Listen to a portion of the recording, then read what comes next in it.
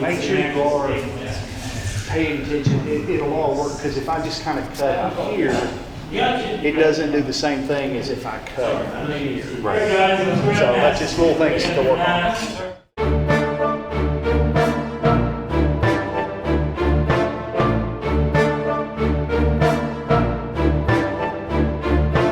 Hello, my fellow HEMA students.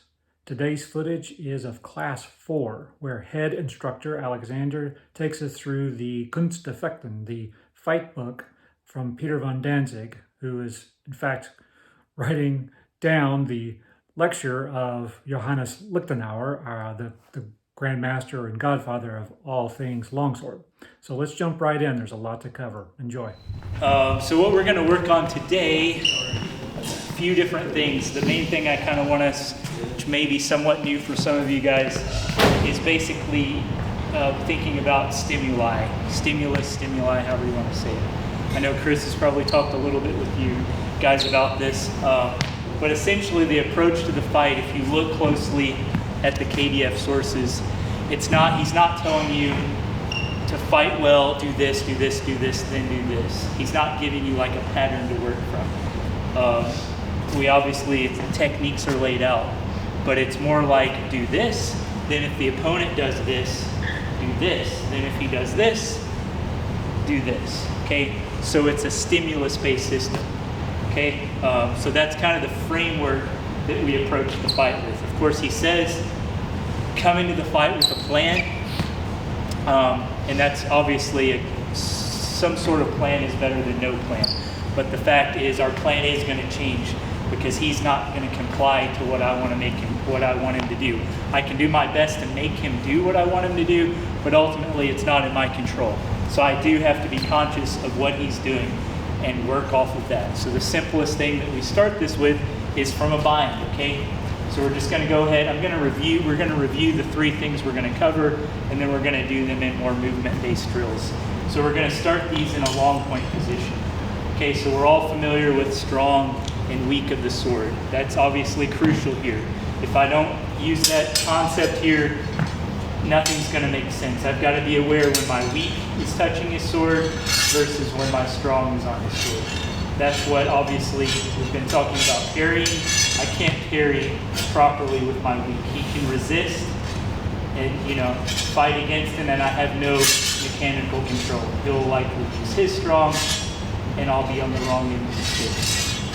Okay, so if I'm going to do any type of parrying, I must engage my strong of the sword. Obviously, the more his point is down, the more I can control that. So weak, strong, be mindful of that. And then the other thing that we're mainly going to talk about is hard and soft.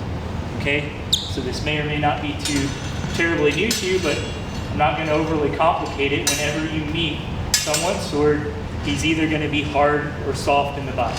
Of course, there could be some neutral area, so really the neutral is basically soft. Okay, so naturally most people are going to react when they're defensive. How are they going to react? Hard or soft?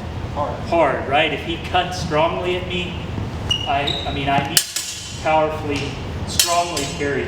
So we're going to parry strongly. We're going to take that for granted.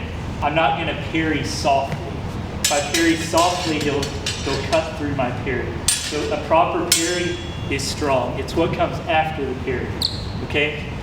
So he could cut at me, and I parry, and then I go soft in the body. Okay? You might not have seen a difference, but he feels it. Okay? He feels right now I'm soft versus I'm strong. I'm hard in the body. Okay? So we're going to develop our sensitivity to that. So this is all under the umbrella of Fühlen, which is feeling. So that's how we feel the energy that the opponent has in the sword. So all this, we're not going to be here rubbing each other's sword all day. Oh, is he hard? Is he soft?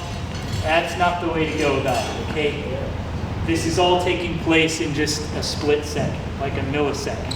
If you've a real sword fight, you're not going to clash and do this kind of stuff. Totally unrealistic. This is all, we're hitting each other's sword quite quickly. We may not even be sticking in a bind, but you can gather that kind of information. Obviously, the more you've done this, the more sensitive you are. So that's what we're starting to develop, right? At this point, you probably have very little sensitivity. If we do this slowly, you're going to feel, oh, he's soft in the bind. When he's hard in the bind, you're going to feel that. Okay, so we're going to make it clear to each other. We don't want any neutral stuff. We're going to build that sensitivity as you get comfortable. We speed up our drills and you quickly learn what's going on and you make the decision, right? Because it's all about training our decision-making process and getting gradually faster and faster, and that's how we become a good fencer. Okay, so to start with, let's line up. We're going to do, we'll just start with this first one, okay, which is sort of a review of what we did last week. Okay, so actually we're going to start it as we're out of measure. We're both going to be in long point. He's going to advance into measure, and he's going to strongly push my sword aside. So we're taking the cut element out. We're just going to enter a bind, okay? Essentially like we're meeting with swords.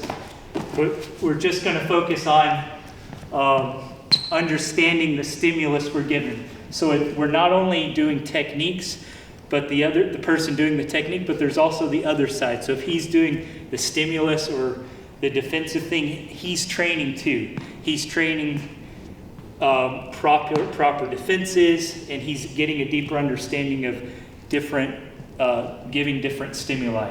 Thus, that will give him a greater awareness of when he encounters it on the other side.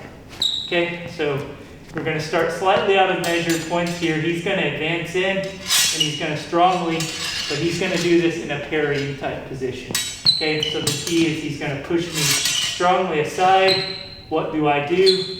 I cut around. Okay, so the key is when he does that, I need to feel the cut around.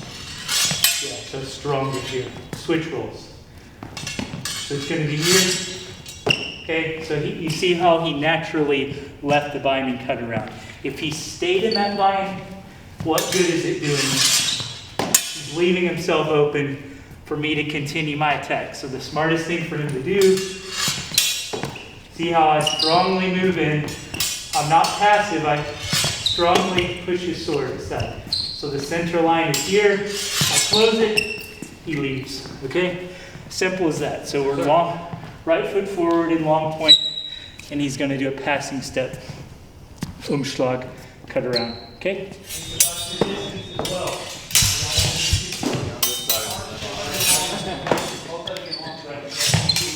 Setting him aside and staying strong. Okay, that's obviously the time to lead. But I'm moving in like before, maybe not so wide. That's the only difference we'll make. We're not going to go so wide, so it's going to be a little narrower. I still kind of close off the line, but then I slightly relax. And he's going to feel that.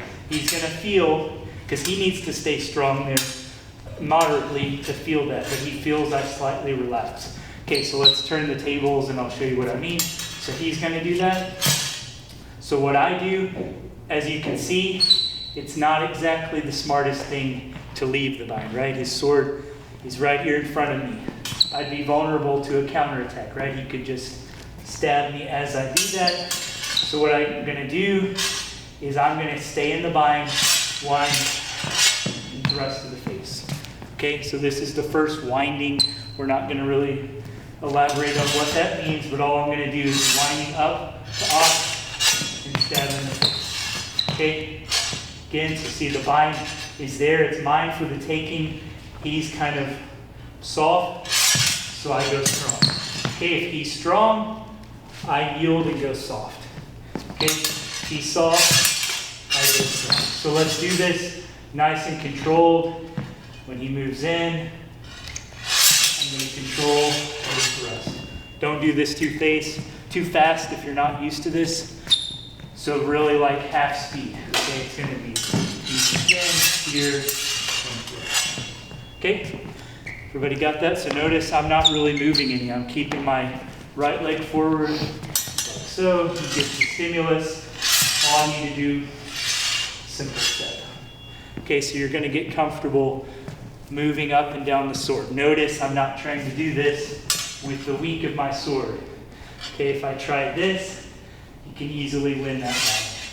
Okay, but I'm moving his weak on my strong, so he can start. He would likely then go hard in the bind, and I can resist. Okay, and drive it home.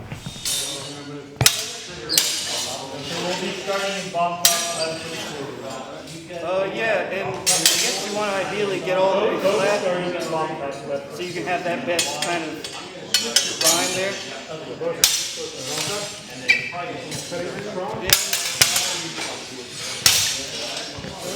Yeah. Feel